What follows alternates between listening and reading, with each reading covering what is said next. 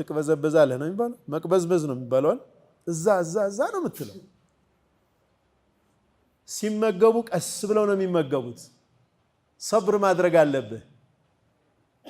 በትዕግስት ነው የሚያዙት وكذلك البشر ሰውን ለመጠበቅ ነው የመጡት ነብዩ ሰለላሁ ዐለይሂ ወሰለም እዛ ጋር ሰብር ተምረዋል የሰው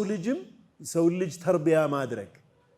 የሰው ልጅ ማነጽ ትዕግስት ስለሚጠይቅ ነው አንድም ነብይ የፍየልና የበግ ጥበቃን ሳያይ አላለፈም አሉ ነብዩ ሰለላሁ ዐለይሂ ወሰለም ይህንን ተርቢያ ስለሚሰጥ ነው ይላል ሁለተኛው ተዋዱዕ ይሰጣል እረኛ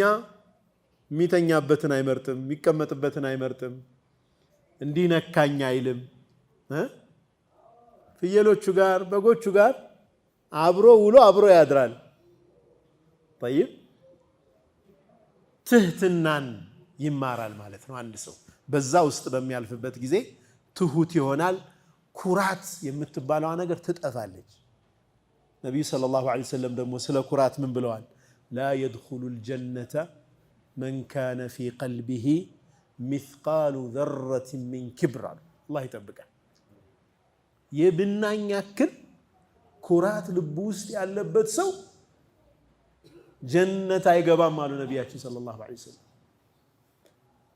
ኩራት ኢብሊስን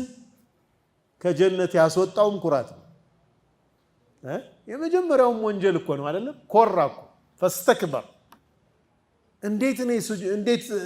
እንዴት እጅነሳለሁ አለ ለአደም አላህ አዞት አዛዡን ረስቶ